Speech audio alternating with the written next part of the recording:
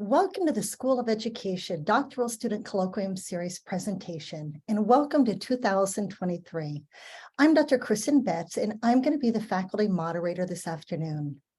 We are so pleased to welcome all of our attendees, including School of Education faculty, staff, students, the university body at large, community members, and partner associations, among others. The Doctoral Student Colloquium Series offers the School of Education doctoral students an opportunity to share their original research and learn from their peers, faculty, and staff. Each month, one EDD and one PhD student presents their research at the colloquium, which is normally offered both on campus at Drexel University and online through Zoom. However, due to COVID-19, all of the colloquium events for this academic year will be held virtually through Zoom. These sessions help doctoral students to connect with each other and develop a peer community that is invaluable in supporting their journeys throughout their program. Each doctoral student presenter is also asked to write a research brief that relates to his or her presentation, which is then included in an edited publication titled Doctoral Student Research Briefs, published by the School of Education and put on the website. The research brief is a way to disseminate our doctoral students' research as shared in the colloquium in a concise format with relevance to education. Today, each presenter will be provided 20 minutes to share their research. We will then move on to questions and answers following the presentation. Please make sure to save your questions for the end of the presentations. You are welcome to type any of your questions if you would like into the chat area of Zoom. And you can also use your mic if you would like. Raise your hand so we can see you. Even open up your camera so we can see who you are joining us online. So at this point, I am really excited to present our first speaker, Alene O'Malley, who is a PhD student in the School of Education. Alene is from Limerick, Ireland. She holds a Bachelor's of Education and a Master's of Education in Educational Leadership and Management from the University of Limerick, Ireland. She taught at the primary level or elementary level in Ireland for over 10 years. In 2019, she was awarded a Fulbright scholarship to teach Gaelic at Villanova University. She then started the PhD program in Drexel University School of Education in fall of 2021. Her doctoral research interests lie in human resource development and mentoring practices as a means to motivate and retain teachers in the profession at every stage of their career. Today, Alene will be speaking about how can mentors help teachers sustain motivation at critical career junctions, integrating concepts from education and business to offer a dynamic understanding. At this point, we're going to ask Alene to present, and then what we'll do is we'll open up the floor to any questions. So Alene, I'm going to pass the mic over to you. Thank you so much, and thank you for that lovely warm welcome, Dr. Betts, and thank you everyone for coming today. I'm hoping that Friday the 13th isn't a bad omen and that everything will run smoothly. So as Dr. Betts mentioned, the research I'm presenting today looks at the mentor's role in, so I'm just going to hide those pictures, the mentor's role in sustaining a teacher's motivation to teach, and particularly at these critical crossroad junctures in their career. And I'll be explaining more what I mean by that in a minute. And it's an integrated literature review, and it looks at business literature and education literature, both very motivation-driven fields, to see what lessons we can learn about effective mentoring practices and how that can impact a teacher's motivation. So I'm kind of calling it "Should I Stay or Should I Go?" But I'm definitely workshopping titles, so you can let me know what you think of that one. Go on. So the plan for today is to take you through each section of the review. This is still definitely a work in progress. I'm still working on refining the paper. I'm hoping to present it at a conference in June. So I'd love to hear any questions or feedback or clarifications or anything that you have at the end. That would really help me. So firstly, a definition of motivation, and how I define motivation in this study is a definition from Han and Yin, that energy or drive that moves people to do something. So the body of literature on motivation in education, so specifically teacher motivation, has grown exponentially in the last decade. And the conversation has really moved on from the question as, is motivation important for teachers? It's widely accepted now that teacher motivation is important. So the conversation is now asking questions like, how is it important? Why is it important? How can we sustain it? How can we build motivation? And then when you think of motivation in terms of the last few years, we have just seen unprecedented levels of trauma, stress in people's lives, not just teachers. And whether that was the global pandemic or domestic unrest, international civil and political unrest, these are what I'm talking about when I say critical junctures. So they're not necessarily things that happen in the classroom, but they're outside of the classroom that really impact on a teacher's motivation to get into their classroom every day. So it's at these critical junctures that one's life can kind of call into question an educator's motivation to continue teaching and their desire to remain in the profession. Motivation in education literature is often seen as this kind of a static process in which teachers' motivation is measured as a snapshot. And you're kind of measuring, okay, is the teacher motivated? Yes or no? Right, do these things and they're going to be motivated. But none of that takes into account these life events that I've just spoken about. So you think, you know, February 2020, a teacher may have been highly motivated going into their classroom every day. Suddenly, the whole world has kind of shut down. Their concerns about their health, family's health, their motivation has changed. And this is often not captured in the literature, this kind of dynamic manner, the ebb and flow and the coming of going of motivation throughout the teacher's life. And if mentors especially miss this ebb and flow in a teacher's drive, they'll fail to meet the needs of their mentee in that moment. So the critical junctures mentioned previously can diminish the teacher's capacity to cope with these changes and challenges that life will inevitably bring their way and ultimately cause them to leave the profession. And as is also widely reported on, teacher attrition is one of the biggest issues facing education at the moment. With all of that being said, the purpose of this integrated literature review is to evaluate the disciplines of education and business and see how both of those disciplines conceptualize motivation, mentoring, and the relationship between those two. So this kind of an interdisciplinary inquiry can really help us to develop a comprehensive understanding of the theoretical perspectives and guide our understanding of how mentoring can impact that coming and going of teacher motivation that I spoke about in relation to business. And both are motivation-driven fields. Excuse me. So the integrated literature review framework that I used for this study was informed by Tarocco, and it was really looking at reviewing, criticizing, and synthesizing the motivation literature and the mentoring literature in both education and business. Peer-reviewed business and education journals were searched as part of the search process. Here is a list of the journals that were included in the search. So you can see coming from education and business and all peer-reviewed and all international. I didn't limit this just to the US context. It was opened up to a broader international context. So search terms were included. All of these search terms were used in isolation, in combination, all of this. And eventually this yielded 30 articles which were deemed appropriate for inclusion. And all of these articles then were compared, contrasted, synthesized using annotated bibliographies that I created on Excel. So now you know what I did and how I did it. Here's what I found out. And the findings kind of, as you could imagine, based on what I was wanting to find out, kind of fell into three buckets or categories. One was, you know, what is the literature saying about motivation? What's it saying about mentoring? And what is it saying about the relationship of the two of those?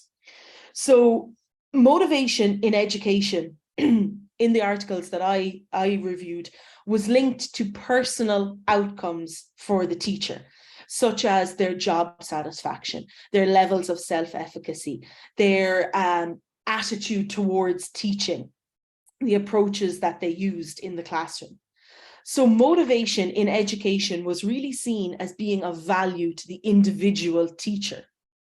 And once the teacher was motivated, that kind of naturally trickled down to the students benefiting, to the school benefiting, to the kind of broader school community benefiting. But it really all started with the teacher. And that was definitely the focus of motivation research in education. How do we better the experience for the teacher? However, the business literature was taking a slightly different look on that. And in business, employee motivation was measured in terms of work performance. How is this good for the organization? How does this benefit the company stakeholders? So as opposed to the education world, where it was really an individual teacher, self kind of efficacy building aspect, motivation in business was kind of bottom line orientated. How does having motivated employees help me or help the organization? Second, then, in regard to mentoring, both disciplines highlighted the important role of the mentor in supporting their mentees' growth and the need to build a two-way, like mutual, trusting, learning relationship between the mentor and the mentee, where both parties are involved in that learning process. Business literature did include a slight angle of like career advancement and how you can work your way up the ladder in a way that wasn't happening in the education literature. And the education literature took into account more contextual factors and took into account the setting of the school and kind of more factors outside the individual teacher, but how they impacted on them. And then finally, the relationship between motivation and mentoring really became evident through examining what motivational and mentoring theories were used in these papers. And we saw that Cram's theory of mentoring and Ryan and Decky's self-determination theory came up in both education and business research. So here's a little chart of the theories that came up in the papers I reviewed for this literature review. And you can see the overlap there with Cram's theory of mentoring and Ryan and Decky's self-determination theory. Just pop back here for a second. So here are the theories that were used in the reviewed papers. The inclusion of Cram's theory, which really theorizes the valuable role of the mentor in both education and business literature, point to the fact that both of these disciplines, as we mentioned already, understand and they emphasize the important role of the mentor in building that career sustaining skill, which is motivation. And although the Ryan and Decky's self-determination theory does appear in both disciplines, the focus is slightly different. So that was interesting to see how the same theory was used, but it was applied in different ways depending on the setting. So the focus in education research with regard to the self-determination theory, it was really used to understand how can we enhance the intrinsic motivation of the teacher, with a strong emphasis on the mentor's relationship with the mentee. And self-determination theory is used in relation to organizational-based self-esteem in the business world. So again, the measure of success here is the work performance of the employee and the organization's rewards following the mentoring experience. So that's really in line with kind of what we were finding with the motivation as well, a little bit more organization orientated in the business world. So what's the significance of these findings and of this research? Well, firstly, we were able to identify some unique ways in which the fields of education and business examine this relationship between mentoring and motivation. And a finding that we have from this research is that the education field, it looks at the individual teacher benefit in terms of increased autonomy and self-efficacy and improving the educational experience for both the teacher and the students, with the goal of retaining the teachers in the profession. What I would suggest for future research on this topic, and some of this I would like to kind of develop on myself, definitely a deeper dive into the theories and to really get a deep understanding of how the theories were applied, how they were applied similarly and differently, and examine the overlapping theories, such as Cram's theory of mentoring and the self-determination theory, to understand how the same theory is being used in different ways. Also, in terms of measuring teacher motivation and actually kind of collecting data in this dynamic way that I spoke of, and taking into account these critical events throughout that occur throughout the life of the teacher, a longitudinal study would really allow for one cohort of teacher to be followed and to kind of see what's their motivation as a novice teacher. How has that changed when they're mid-career? How has it changed when they're towards the end of their career? So these are the references that I've used, and I would love to take any questions or comments. My email is also there, if there's anything that we don't get to today. So thank you. Well, first of all, Alene, thank you for a fabulous presentation. I was taking some screenshots, especially of all your theorists and the information you were sharing. At this point, I don't see any questions in the chat, so I'm going to ask everybody who's joining us online, if they have a question, please raise your hand, open up your mic, have your video open. We'd love to hear from you. And any fabulous positive comments would be welcomed as well.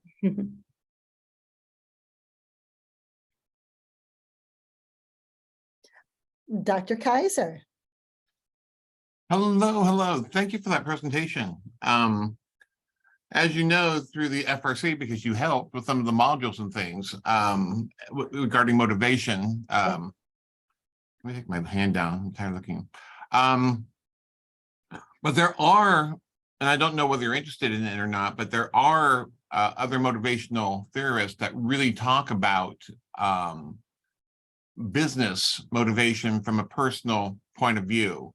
And there's a lot of work being done in organizations trying to get the individual more involved for the end purpose of course, for bettering the business, but they have to do it through the individual want and needs. So if you want some of that information, contact me and we'll work together. But absolutely, yes, I'll definitely send you an email about that. Great, thank you. Thank you.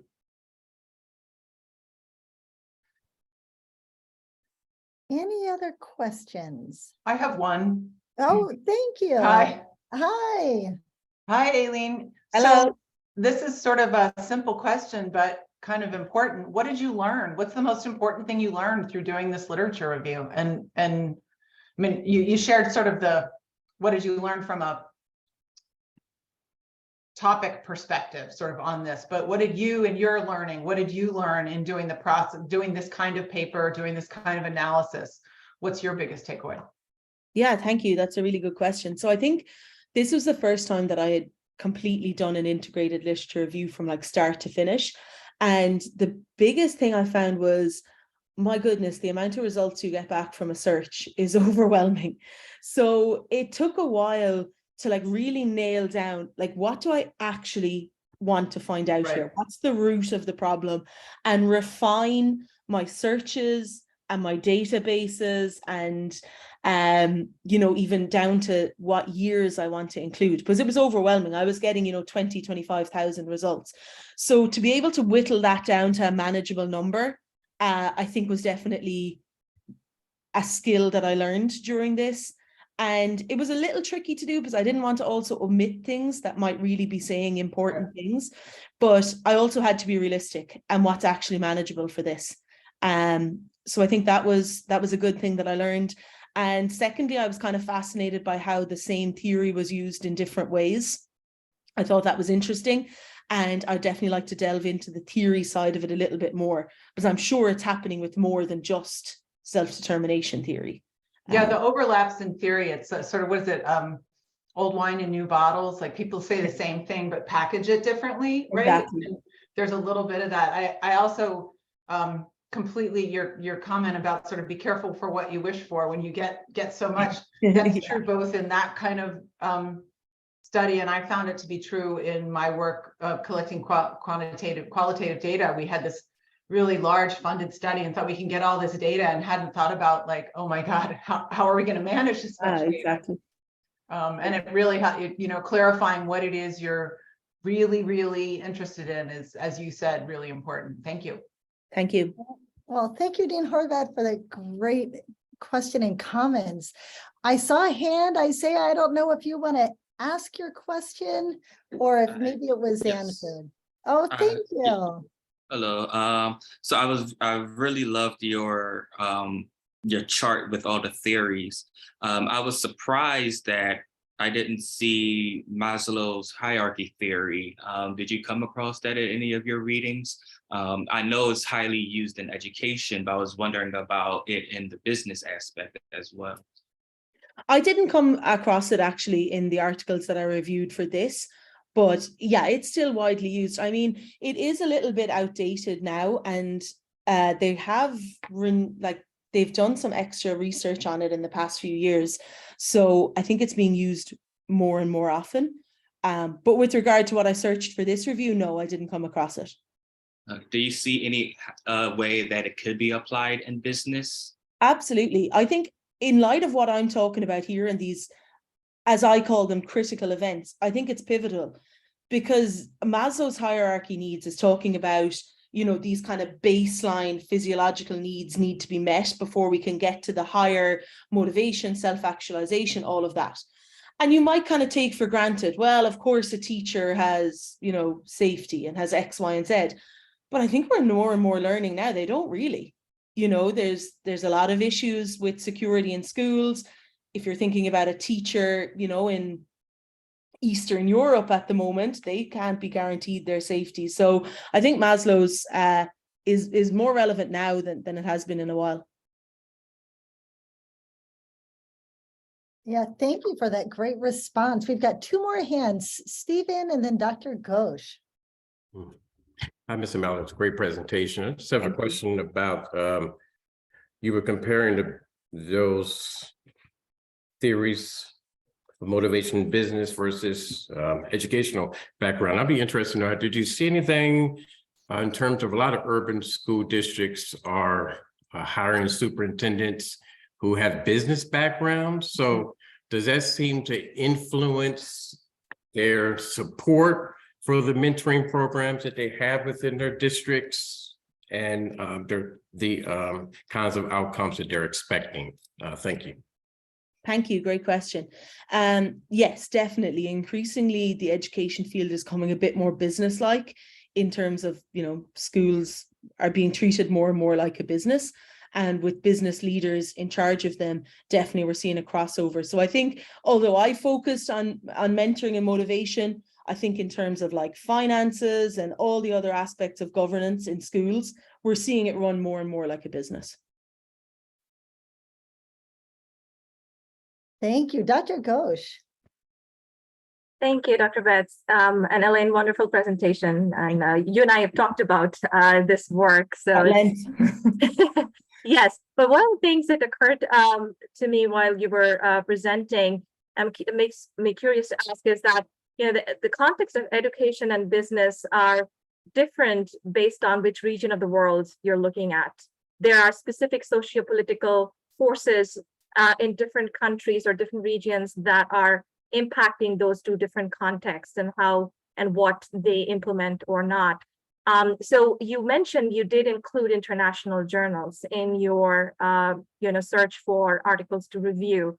So maybe this is something we can talk about further, but just kind of to plug this in your thinking is, did you look for, did you see any difference in terms of how a US versus or a West versus East or other countries, the context of those countries is impacting how motivation is theorized when it comes to teachers or employees?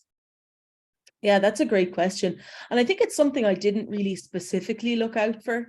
But definitely something I kind of want to now that you've mentioned it. And when I said I included international journals, it was more like I didn't disclude them, if that makes sense. Like if an article came up that was, from Finland, I didn't say, oh, this is outside the US, I'm not keeping it. I kept it because it was an article relating to mentoring and motivation. I wasn't so interested in the context, but definitely that's an avenue for future research, and definitely something I'd like to think about more. Yeah, thank you. Thank you. Well, I want to thank everyone for their comments, their questions, and Alene, thank you again for a fabulous presentation. We're going to move on to our second speaker. Thank you. Oh, thank you. Our second speaker is Dr. Laura Bianco, who is an EDD graduate from the School of Education. Dr. Laura Bianco is the chairperson of the science department at Delaware Technical Community College. In addition to her role as department chair, she also serves on the college-wide Core Curriculum Competency Committee, which involves finalizing core competencies, intended outcomes, assessment standards, and making improvement recommendations. She completed Delaware Tech's Leadership Development Program, which provides professional development to emerging leaders at the college in 2019. Dr. Bianco received her EDD in Educational Leadership and Management from Drexel University in June of 2022. She has participated in Drexel's annual assessment conference for the past 2 years as both a planning committee member and as a presenter at the conference. I will say I was very fortunate to work with Dr. Bianco as her supervising professor, and she did her dissertation in the midst of COVID. So I can only tell you she's got a lot to share. So today, Dr. Bianco will be speaking about the impact of lab delivery method on student achievement, transfer of learning, and self-perception in an anatomy and physiology course. So I'm going to pass the mic over to you, Dr. Bianco. Thank you. Thank you so much for the introduction, and thanks to everyone for being here. As Dr. Betts said, I'm going to be presenting on my dissertation research, which examined the impact of different lab delivery methods on not only student achievement, but also transfer of learning and student self-perceptions. So I'll start with just a brief background to the research. Enrollment in distance education courses at colleges and universities has grown at a faster rate than overall enrollment, and this trend is expected to continue. Distance education provides many benefits for students, including flexibility and accessibility, which contribute to its growing popularity. In particular, online science courses that have a lab component can be beneficial because they eliminate a lot of the safety concerns that can come with an in-person lab. Virtual labs also provide opportunities to conduct experiments that can't be performed in person because maybe they're too dangerous or they occur on a molecular level. Despite these benefits, STEM disciplines offer fewer online courses than other disciplines. This is likely due to the lab component that they typically have, which is traditionally completed in a face-to-face setting. And this is especially true of anatomy labs, which have historically been performed in person, and that practice dates all the way back to the Renaissance period. In-person labs have widely been accepted as the most effective means for achieving desired learning outcomes. Lab delivery method doesn't just impact learning, but it can also impact student self-perceptions. If certain teaching methods or certain technologies place too much of a burden on working memory, this can have a negative impact on students' perceptions of themselves as learners or as scientists. And these negative self-perceptions can ultimately have an impact on students' persistence in STEM fields or on their pursuit of a college degree in general. So the problem here is that despite growth in distance education over the past decade, STEM disciplines have been slower to create online courses. STEM courses often include a lab component, and many faculty, administrators, and even national organizations have indicated that labs should only be offered in an in-person rather than a virtual format. There's limited research available on the use of virtual labs to support achieving desired learning outcomes and facilitating the transfer of learning to future courses and to real-world contexts. Also, this study is very significant because of the COVID-19 pandemic that we're still experiencing. That caused a global shift to distance education. And many researchers argue that after this pandemic, there will be permanent changes in the way that courses are designed and delivered to students. This means that it's very important that we carefully examine distance education courses to ensure that they're meeting the needs of students and providing high quality education. The purpose of this quantitative study was to examine the impact that lab delivery methods have on not just achievement of learning outcomes, but also the transfer of learning and self-perception as it relates to persistence among higher education students in an anatomy and physiology lab course. So as I mentioned, it's a quantitative study. I used quantitative methods to answer my 3 research questions. And specifically, I chose a causal comparative design for this research, which involves a comparison between groups to determine whether a particular variable has affected an outcome. Also, this design is typically used when a researcher can't manipulate independent variables, which was the case with this study. The participants self-enrolled in either the online or the hybrid anatomy and physiology course rather than being randomly assigned. And here are the 3 research questions that guided the study. First of all, does student achievement of learning outcomes differ for students in in-person labs compared to students who are performing virtual labs in an anatomy and physiology course? And then secondly, does the transfer of learning differ for these 2 groups of students? And then the third question, to what extent do lab delivery methods affect self-perception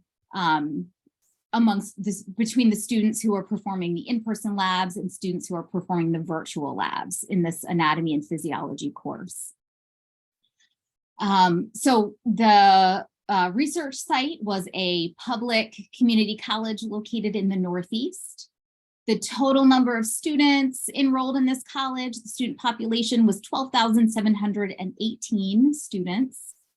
And the students enrolled in the Anatomy and Physiology 2 course during the spring 2022 semester were all invited to participate in the study. So this was a sample of 196 students. And out of those, 99 completed all of the requirements of the study. The study was centered around the starch digestion lab that students complete during that Anatomy and Physiology 2 course, roughly in the middle of the semester. Of those 99 participants, 53 were enrolled in the hybrid course, and they completed the starch digestion lab in person, while the other 46 participants were in online sections of the course, so they completed a virtual starch digestion lab. The instruments used in this study included several things: a pre-test, 2 different post-tests, and a pre and post survey. The pre-test assessed participants' prior knowledge before performing the lab activity.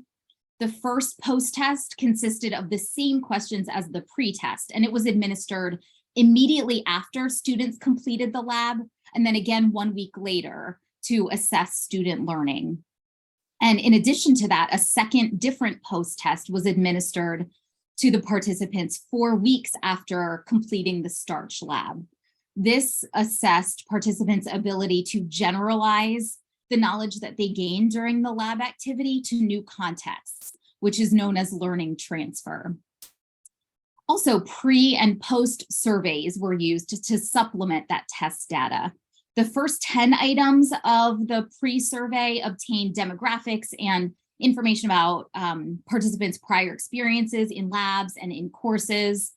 The other 20 items consisted of questions from the College Persistence Questionnaire, which is known as the CPQ, and the Persistence in the Sciences Survey, known as PITS, which asked participants about their self-perceptions related to persistence in college, self-efficacy, and science identity.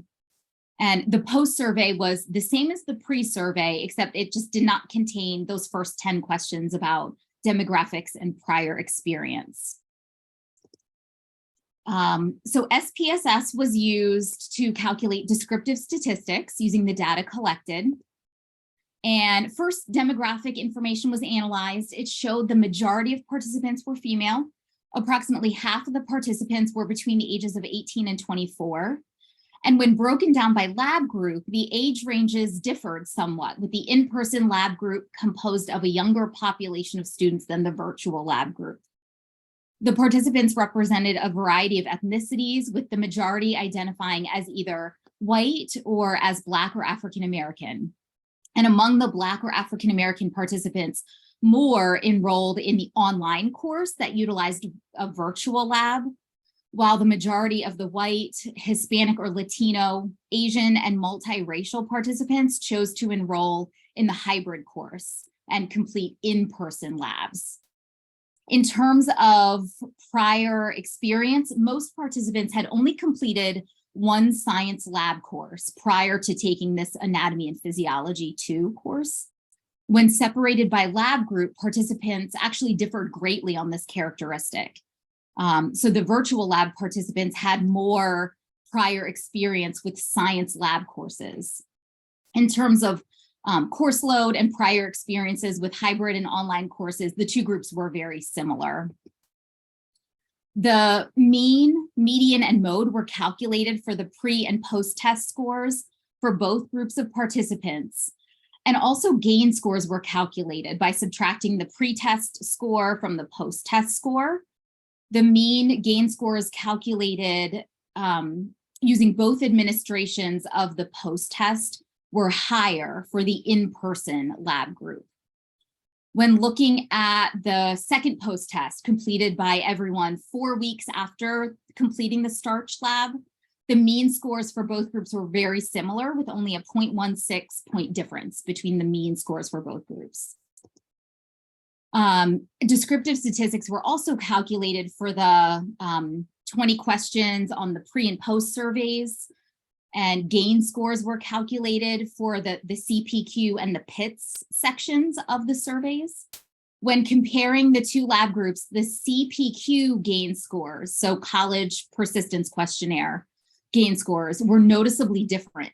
The mean gain score for the in-person lab group was positive, while the mean gain score for the virtual lab group was negative. And then looking at the PITS section, so that's persistence in the sciences, both lab groups had a positive mean gain score. The in-person lab group scored higher on both the pre and post surveys and had a higher mean gain score than the virtual group. So after this, I used inferential statistics to determine the significance of these findings and to try to answer the 3 research questions. And using SPSS, I performed a one-way ANOVA, since that test is typically very useful when examining differences in means over time between two groups. And then dependent t-tests were also used to analyze just the survey scores within each group of participants. So I'll address the findings just by research question really quickly, and then I'll dive a little deeper into these findings and talk about some of the conclusions that I could draw. So to answer the first research question, I found that there was a significant difference in achievement measured by the gain scores between the in-person and the virtual lab groups. The in-person group displayed higher achievement. And a one-way ANOVA was also conducted using the post-test 2 scores to answer the second question. The results indicated that there was no significant difference in learning transfer between the in-person and the virtual lab groups. And then the pre and post survey scores were analyzed to address the third research question. The CPQ data revealed that the participants' self-perceptions of persistence in college decreased among the virtual lab participants and increased among the in-person lab participants after performing the lab, but actually neither of those changes was significant. The PITS survey data showed that self-perception of persistence in the sciences did not significantly change among virtual lab participants after performing the virtual lab. but there was a significant increase in self-perception of persistence in the sciences among the in-person lab participants after they completed the in-person lab. And then finally, a one-way ANOVA was conducted using the CPQ and the PITS gain scores for the two lab groups. And this showed that there was not a significant difference between the two groups for either of the gain scores. So now I'll kind of dive a little deeper into those findings. So based on those findings, several results were determined, and I could draw a few conclusions. The participants who performed the in-person lab had significantly higher gain scores between the pre-test and the first post-test than those who completed the virtual lab. So that indicates that the in-person lab led to greater achievement among the students. And this can be explained by, I think, a combination of factors related to lab delivery method. In-person labs have already proven to be effective because physical interaction with lab equipment and materials does help provide the foundation for learning and memory. Plus, hands-on lab experiences can increase students' interest in a topic, and that often does lead to increased achievement. In addition, the students who performed the in-person STARCH lab displayed a significant increase in their self-perception related to persistence in the sciences after they completed the lab. And research has shown a strong connection between students having a positive self-perception and academic achievement. Another explanation for this result is related to the design of the virtual lab. It incorporated technology and interactive multimedia, and if they weren't used effectively, they would place an increased burden on working memory, which would leave a limited capacity for learning. The results of this study also revealed that there was not a significant difference in the transfer of learning that occurred when comparing the two lab groups. This actually contradicted some of the existing literature, which suggests that the practices used during an in-person lab, like collaboration and being hands-on, should promote greater transfer of learning. I think a possible explanation for this is that even though in-person and virtual labs are really different in the way that they deliver content to students, they often do utilize similar instructional strategies that would promote the transfer of learning. And I think this was true for this particular lab. Both lab delivery methods incorporated active learning, which is considered by many researchers to be a key strategy for promoting transfer. The in-person lab involved hands-on experimentation, and students collaborated with their peers, and all of those things have shown to increase students' motivation. And research has shown a strong connection between motivation and learning transfer. The virtual lab also incorporated active learning through the use of a simulation, which was engaging for students. And also the self-paced just nature of a virtual lab and the ability to repeat activities gave students control over their learning, which often leads to increased motivation. And like I just said, with increased motivation comes the increased likelihood of transfer. The study also found that participants who performed the in-person STARCH lab experienced a significant increase in their self-perceptions related to persistence in the sciences, while virtual lab participants did not. I think through the use of hands-on activities and using equipment, the in-person participants likely grew more confident in their ability to perform a science experiment. The in-person lab mimicked the experience of an actual scientist, like working in the field. So then I think participants' increased confidence in their abilities was then reflected in their self-perceptions related to their identity as a scientist and just their ability to be able to successfully perform a science experiment. And the final result is it was determined that neither method of lab delivery had a significant impact on self-perceptions regarding college persistence. And there also wasn't a significant difference between the two lab groups related to this. And this is most likely due to the fact that there are just so many factors that influence persistence in general. These factors include things like student engagement in the college community, their relationships with peers, their high school grades, demographic factors. There's just so much that goes into that. In addition, the participants were permitted to self-enroll in whatever section of the course that included their preferred lab format, either in person or virtual. And it's assumed that students would experience satisfaction if they're performing labs in their desired format.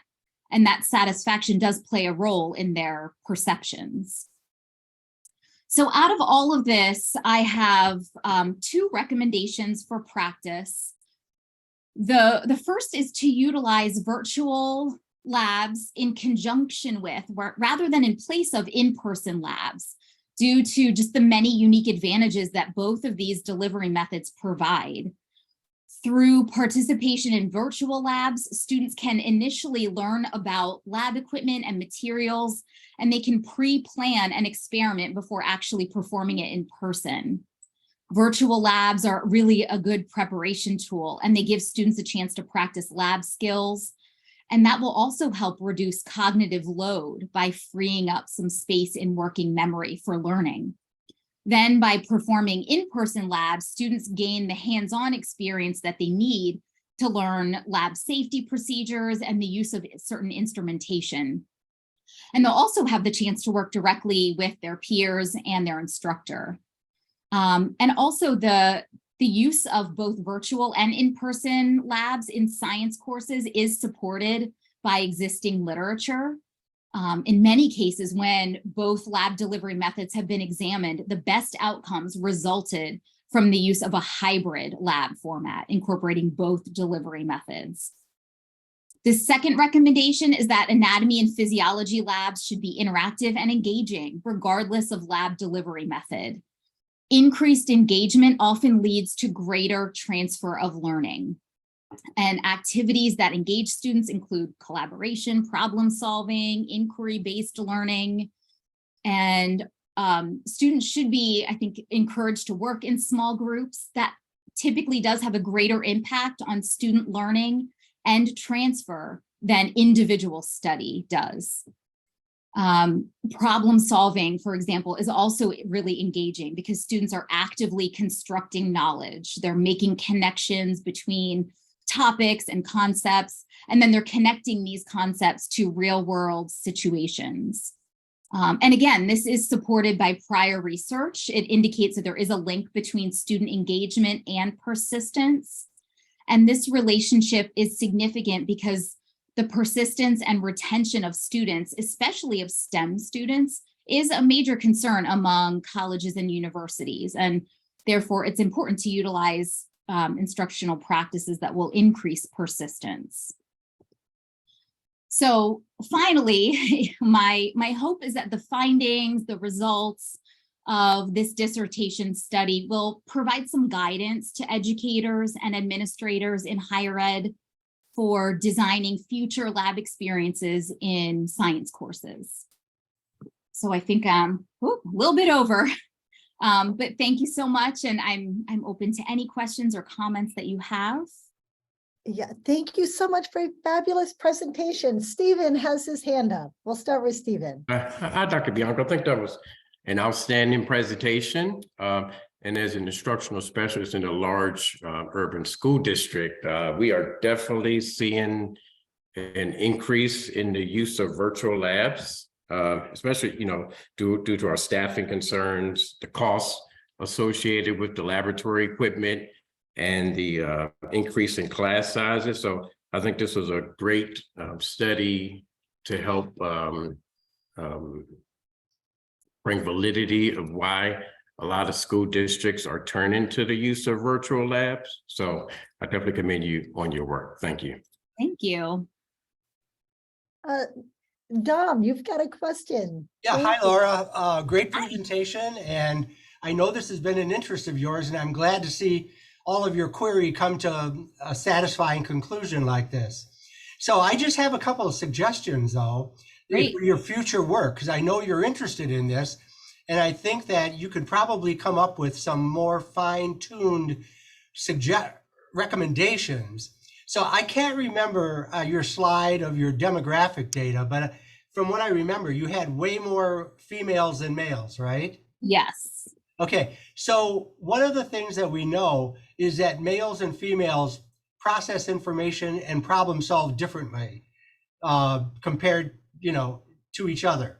So one of the things that in the future you might do if you collected enough data on males is maybe look at the differences to see if there are any differences between males and females in this area.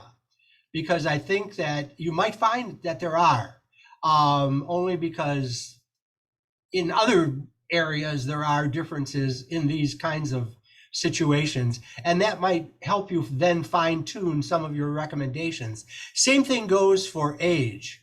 I think that, once you get down into the 35 and older, maybe, or 40 and older, those individuals are not as used to the virtual kinds of problem solving situations as younger folks are. And so you might find some differences there. But I think that this was a really good start to doing that. And I don't know, I mean, if you can still collect data on these kinds of things, it may help clarify some things for you even further. Yeah, thank you. I think those are wonderful ideas. There was just so much I wanted to look at and only so much I could do in the study. Right. But thank you, because I am looking for, ideas for future research. So I will wrote that down. I will certainly use that. Well, thank you. Natalia, you've got your hand up. Thank you. Fascinating subject, very interesting and a very modern issue. So I took anatomy and physiology in undergrad in person and cannot even begin to imagine what that looks virtually. And my question is, as part of the questionnaires that you asked at the end of the session in your study, how ready were the students to manipulate muscles and tendons and lab equipment in the real world? Did you happen to ask about that? So I did not. We only were assessing within one semester, basically within a span of 4 weeks. So you make a wonderful point. And another, I said, I'm always interested in future research. And that's one of the things that I want to look at. I would love to look at students who completed, especially like during COVID, we have all these students that completed virtual labs, completed anatomy and physiology online, and now they've entered an allied health program at our college, at my institution. And I would love to track them and just see at this point, now that they have to do hands-on manipulations of people when they're in their clinicals. I would love to kind of compare how students who completed the course online versus in person are faring in those situations. So that's a wonderful point, one that I would love to investigate further, but just have not yet. Excellent research anyway. I love it. Thank you. Thank you so much. Yeah, thank you. Dr. Galoyan. Hello, thank you so much for the wonderful presentation. My question relates to the transfer component of your research. It's really exciting area for me personally. So my question is, how did you conceptualize and operationalize transfer specifically in this study? As just to elaborate on that, transfer is a very complex phenomena. It has a long history of research. However, it's a very challenging topic to explore. So I was wondering what the definitions were that you used to guide this study. Yeah, so I used your research with Dr. Betts, as well as prior research, just to get a better understanding of just the concept of transfer. And you're right, there's so much that goes into it. I did my best in the study to try to assess transfer of learning. So students completed the starch digestion lab, and then 4 weeks later completed an assessment, which basically was asking them, it was a 15 question assessment, asking them to basically apply some of the basic knowledge that they learned, like what is an enzyme, particularly what does salivary amylase do? I mean, simple definitions, and then applying that to a problem, or to, relating it in a different context slightly. So it was asking students more application questions. I know it wasn't perfect, but I did my best to develop an assessment that would, try somewhat to gauge their ability to generalize what they learned after they completed that lab, and then generalize it and then apply it to a different situation. That was my goal. Sounds wonderful. Thank you. Thank you. And I do want to share, Dr. Galoyan, that she did cite your research on transfer of learning multiple times. So you'd be very pleased from your dissertation and studies. Yeah. So Dr. Kaiser does have a question. He says, Dr. Bianco, in terms of result 1 gain score, did I understand correctly that the virtual participants started with increased pre-knowledge compared to in-person? If so, did that impact the lesser gain from the in-person group? And it's in the chat if you want to reference it. Yeah, so let me go. I'll go to that slide. Yeah, so that is correct. They did initially start out with greater prior knowledge according to this assessment. So that certainly would have impacted the gain score that was calculated from that first post-test and the pre-test. So their post-test scores the mean scores were lower, both of them, because it was administered the same assessment right at completion of the lab and then 1 week later. So they were lower than those of the in-person students, but the gain score certainly was impacted because of that higher initial pre-test score being much higher than the in-person students. So another thing, I don't know if I have time, I have a couple minutes, that I couldn't fit in my initial presentation was that I would like to conduct future research. And one limitation I think with this was that these students were completing these assessments. They were online students, so they were completing them online. And I had no way at that point of monitoring them and making sure that they weren't using a book or looking up answers. I do kind of suspect, and that I don't know, but potentially that virtual lab group, because they were completing it online, may have looked at things like that they had in front of them. They may have referenced to their lab guide. They were told not to. These scores did not impact their grade in any way, so they were made aware of that. So that they wouldn't, try to look up answers because they thought it was going to affect their grade. But in any case, I do, think it's a definite possibility that they used outside resources when they were completing these assessments. So I would like to, now we have the use of Respondus Monitor, the online proctoring system. So if I ever do something similar, I would use that to kind of deter potential, not cheating, but, looking at referencing other materials.